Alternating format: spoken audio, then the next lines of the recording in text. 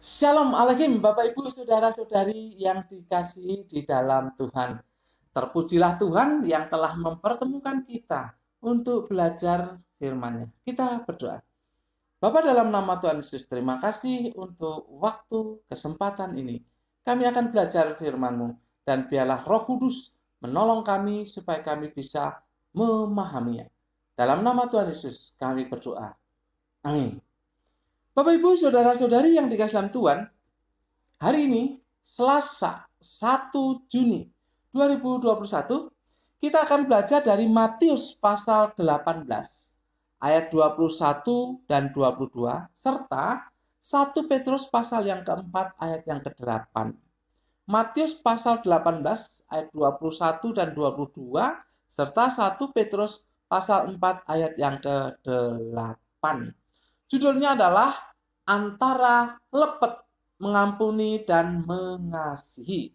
Antara lepet mengampuni dan mengasihi. Bapak Ibu Saudara-saudari yang dikasihi dalam Tuhan, kali ini kita masih akan belajar mengenai filosofi makanan. Dan kali ini kita akan belajar mengenai lepet. Lepet itu adalah sejenis penganan dari beras ketan yang dicampur kacang dan dimasak dengan santan yang dibungkus dengan daun kelapa yang masih muda atau biasa kita sebut janur. Cara memasaknya itu beras ketan dikukus setengah matang. Lalu dicampur dengan santan, daun pandan, dan garam. Nah, campuran itu diaron sedemikian rupa hingga santannya terserap ke dalam ketan. Lalu campuran kelapa, santan itu dan juga ketannya itu dicampur lagi dengan kacang dan kelapa parut, ya, kelapa parut. Jadi kelapanya itu diparut. Lalu dibungkus dengan daun kelapa muda tadi, yaitu janur. Dan diikat tentunya, diikat. Dan terakhir dikukus sampai matang. Dikukus sampai matang. Bapak Ibu Saudara-saudari yang dikasihi dalam Tuhan, rupanya lepet ini ada filosofinya. Lepet itu ada filosofinya. Itu dilihat dari singkatan lepet. Lepet itu kependekan dari silep kang rapet. Silep kang rapet. Itu dalam bahasa Indonesia artinya disembunyikan atau ditutupi dengan rapat. Jadi disembunyikan atau ditutupi dengan rapat. Ini adalah berkaitan dengan kesalahan seseorang. Artinya tidak diungkit-ungkit lagi. Nah itu lepet ya. Silep kang rapet. Jadi kesalahan itu tidak diungkit-ungkit lagi. Bapak Ibu Saudara-saudari yang dikasihi dalam Tuhan, kali ini kita akan belajar mengenai lepet, mengenai silep kang rapet dari Alkitab. Ada banyak ayat yang membicarakan mengenai hal ini atau berkaitan dengan hal ini. Tapi kita akan melihat dua bagian firman Tuhan saja. Nah, dari dua bagian firman Tuhan itu kita akan belajar dua hal. Yang pertama, silep kang rapet itu artinya mengampuni tanpa batas. Mengampuni tanpa batas. Mari perhatikan Matius 8 ayat 21 dan 22. Saya bacakan. Kemudian datanglah Petrus dan berkata kepada Yesus, Tuhan, sampai berapa kali aku harus mengampuni saudaraku jika ia berbuat dosa terhadap aku? Sampai 7 kali? Yesus berkata kepadanya, bukan. Aku berkata kepadamu, bukan sampai 7 kali, melainkan sampai 70 kali 7 kali. Bapak Ibu Saudara-saudari, perhatikan di sini. Petrus menyebut atau mengusulkan angka 7. Mengapa? Nah, ada yang menafsirkan bahwa angka 7 itu angka kesempurnaan. Benar, angka 7 memang angka kesempurnaan. Tetapi sepertinya bukan itu deh penekanannya. Bukan masalah 7 sempurna, itu bukan itu penekanannya. Bapak, Ibu, saudara-saudari yang dikasihi dalam Tuhan, Petrus memakainya atau menyebut angka 7 itu dalam arti biasa. Ya 7 gini, 7. Dalam arti biasa, bukan dalam arti 7 sebagai angka kesempurnaan. Dasarnya apa Petrus menyebut, mengungkapkan angka 7 dalam arti yang biasa itu? Bapak, Ibu, saudara-saudari yang dikasihi dalam Tuhan, di antara orang Yahudi ada pepatah yang tidak mengampuni lebih dari 3 kali. Di dalam orang-orang Yahudi itu punya pepatah yang menyebutkan tidak mengampuni lebih dari 3 kali. Nah, ini Petrus memperbanyak jumlahnya. Mungkin ini ya dalam pikiran Petrus, coba aku sebutkan angka 7, bukan angka 3 di hadapan Tuhan Yesus. Ya, mungkin seperti itu. Jadi ada kebiasaan bagi orang Yahudi untuk tidak mengampuni itu lebih dari 3 kali. Tetapi Petrus, cobalah tidak 3 kali, tapi bahkan 7 kali. Saya sebutkan 7 kali. Apa yang dimaksud oleh Tuhan Yesus nanti, atau jawaban Tuhan Yesus nanti. Bapak, Ibu, saudara-saudari yang dikasihi dalam Tuhan, kalau Petrus mengangkat angka 7 sebagai batas mengampuni orang lain, bukan 3 kali. Banyak berarti 7 ya, 2 kali lipat lebih. Angka 7 diangkat untuk batas mengampuni. Tapi Tuhan Yesus di ayat 22 tadi dikatakan, melainkan sampai 70 kali 7 kali. 70 kali 7 itu 490. Apa iya kita mau hitung-hitung kesalahan orang yang kita ampuni sampai sedemikian banyaknya 490? Kamu sudah 100 kali loh saya ampuni. Masa iya kita ingat sampai 100 kali? Kamu sudah 50 kali loh saya ampuni. Saya rasa tidak demikian ya. Tuhan Yesus mengatakan 70 kali 7 itu artinya tidak dibatasi. Sepanjang hari, ya, sepanjang hari, setiap hari, sepanjang masa. Kalau orang sungguh-sungguh minta maaf, minta ampun kepada kita, harus kita ampuni. Harus kita maafkan. Itu artinya 70 kali 7. Gak ada batasnya itu. Jadi bukan 490 lalu sudah. Enggak, tidak ada batasnya. Setiap hari, sepanjang hari, dan tiap-tiap hari orang berbuat salah lalu minta ampun sungguh-sungguh kepada kita, iya, itu diampuni. Jadi silep kang rapet itu tidak membatasi untuk mengampuni orang lain. Sekali lagi, silep kang rapet itu berarti tidak membatasi untuk mengampuni orang lain. Hal yang kedua, silep kang rapet bisa terwujud jika mengedepankan kasih. Silep kang rapet bisa terwujud jika mengedepankan kasih. Mari perhatikan 1 Petrus pasal yang keempat ayat yang ke-8. Saya bacakan. Tetapi yang terutama, kasihlah sungguh-sungguh seorang akan yang lain, sebab kasih menutupi banyak sekali dosa. Silep kang rapet bisa terwujud jika mengedepankan kasih.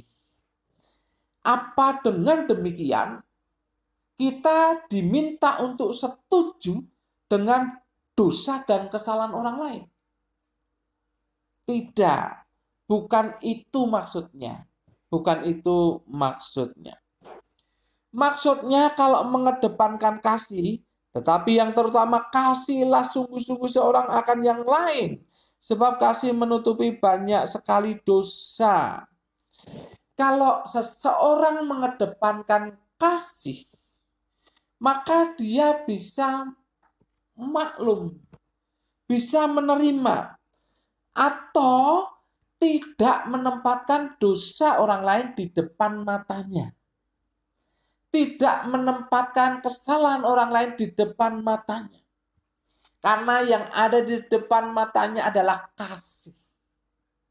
Jadi demikian, silep kang rapat bisa terwujud jika mengedepankan kasih. Bukan mengedepankan dosa dan kesalahan orang lain di hadapan mata kita. Bukan. Atau di hadapan mata hati kita. Bukan. Jadi dosa dan kesalahan ditutupi, ya, dihalangi oleh kasih. Jadi yang kita lihat ini kasih, bukan dosa dan kesalahan orang lain. Itulah mengampuni, seperti itu tuh mengampuni. Bapak Ibu saudara-saudari yang dikasihi dalam Tuhan. Jadi silep kang rapet itu harus mengedepankan kasih.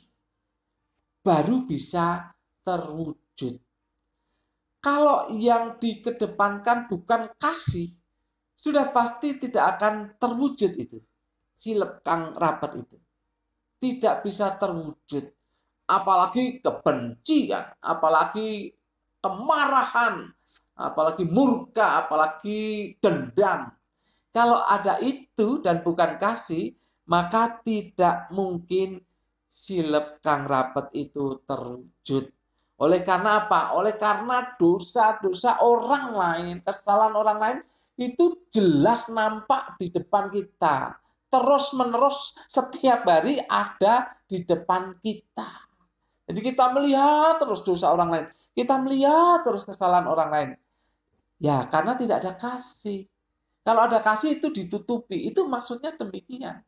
Jadi dikatakan bahwa sebab kasih menutupi banyak sekali dosa, ya seperti itu. Bukan berarti setuju, bukan. Bukan berarti setuju dengan dosa itu, bukan. Dosa is dosa. Kesalahan is kesalahan. Jadi ya tidak bisa disetujui tentang hal itu.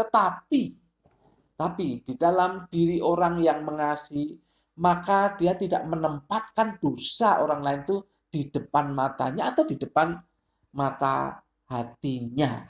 Bapak Ibu saudara-saudari yang dikasihi dalam Tuhan, mari kita kembali ke lepet tadi, silep kang rapet. Bagaimana kita menerapkannya? Silep kang rapet atau lepet itu artinya kita siap mengampuni orang lain. Siap mengampuni orang lain. Dan mengabaikan dosa dan kesalahan orang lain, bukan melupakan. Kadang orang berpikir yang namanya memaafkan, mengampuni, melupakan. Oh itu sampai nanti tidak akan lupa, Bapak Ibu. Tidak akan lupa. Karakter kita, ya sifat dasar kita itu tidak bisa melupakan kesalahan orang lain. Tidak bisa. Sampai kapan? Kalau ada yang mengatakan, oh saya sudah lupa kok, itu omong kosong. Tidak bisa kita. Dari berapa tahun yang lalu kesalahan orang itu masih ada di otak kita, itu masih ada. Dan setiap saat bisa muncul. Ya, setiap saat bisa muncul. Jadi silep kang rapet itu bukan melupakan, karena tidak mungkin lupa. Percaya deh, tidak mungkin lupa. Kesalahan orang lain itu tidak mungkin lupa. Pasti akan ingat. Tetapi mengabaikan. Jadi kita siap mengampuni orang lain dan siap mengabaikan kesalahan orang lain. Kita siap mengabaikan itu. Artinya bahwa bukan kitalah yang menghukum orang itu. Tidak ada hak. Dengan kebencian, dengan kemarahan, dengan dendam itu kita sudah sebagian menghukum orang lain. Jadi itu bukan hak kita. Yang menjadi kewajiban kita justru mengasihi. Jadi kita siap mengampuni dan siap mengabaikan itu. Dan itu tidak mudah, Bapak Ibu. Sangat tidak mudah, sangat tidak mudah. Karena ya saya tentu mengalami itu, tapi Tuhan tolong sudah bisa mengabaikan orang-orang yang sempat membuat saya terkapar ya, terkapar, tapi Tuhan tolong diangkat Tuhan. Itu ya sudah diabaikan lah itu. Sudah tidak lupa, itu kesalahan-kesalahan itu tidak lupa, tapi diabaikan lah. Itu udah masa lalu begitu ya. Tapi tidak mudah, tidak mudah. Bapak Ibu saudara-saudari yang dikasih dalam Tuhan, lepet, silep kang rapet itu tidak mudah. Untuk mengampuni orang lain tidak mudah. Untuk mengabaikan kesalahan orang lain itu tidak mudah. Mari kita terapkan mulai dari lingkungan yang terdekat.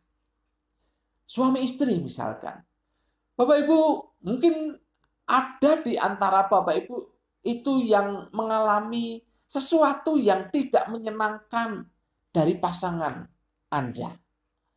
Apakah suami berlaku yang tidak menyenangkan dan sangat menyakitkan bagi istri? Atau istri melakukan sesuatu yang tidak menyenangkan, yang membuat kesal suami? Kita mulai dari lingkungan terdekat, pasangan suami istri. Kita mulai mengampuni, mengabaikan. Artinya mengabaikan tadi ya tidak usahlah dipikirkan lagi. Itu sudah masa lalu. Itu sudah masa lalu. Pasangan suami istri harus berjalan maju.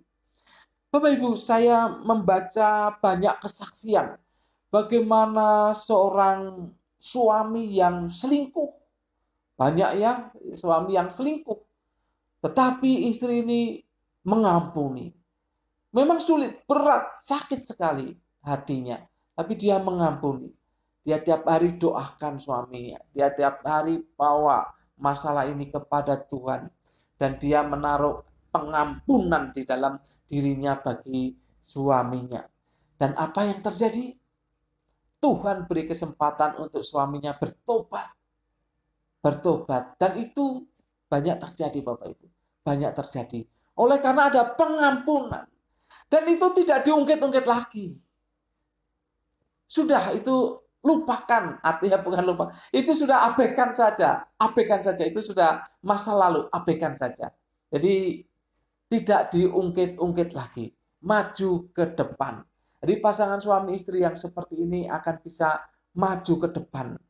Ketika ada godaan, ingat lagi bahwa itu perkara yang jahat dan itu akan menguatkan hubungan suami istri. Kita mulai dari lingkungan terdekat. Saling mengampuni, siap mengampuni, dan mengabaikan kesalahan yang ada untuk lebih maju di dalam hidup pasangan suami istri.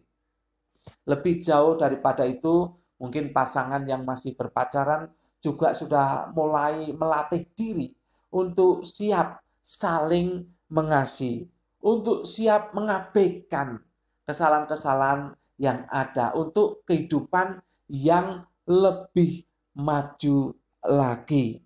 Lalu dalam kehidupan lingkungan, dalam kehidupan bermasyarakat, di tempat kerja, dan juga di gereja dan pelayanan. Mari kita menjadi orang yang silep kang rapet. Jangan malah kesalahan orang lain diombro-ombro di hadapan yang lainnya. Ini kejahatan ini. Ini jahat. Ada orang yang salah kepada si A misalkan, si A cerita ke sana kemari akan kesalahan orang itu. Ini tidak baik. Di dalam lingkungan gereja apalagi, tidak baik sama sekali, tidak baik. Bukan tidak baik, tidak benar. Tidak benar. Berarti memang tidak ada kasih, itu jelas. Tidak ada kasih. Bukannya menutupi, justru malah mengumbar dosa dan kesalahan orang lain di hadapan orang banyak. Itu kejahatan itu. Sesuatu yang jahat. Jadi mulai dari pasangan suami istri, lalu mungkin dari pasangan berpacaran, lingkungan, tempat kerja, di instansi-instansi di mana kita berada, dan juga di gereja dan pelayanan. Lepet, silep kang rabat. Tutupi kesalahan orang lain di mata kita sendiri dengan kasih.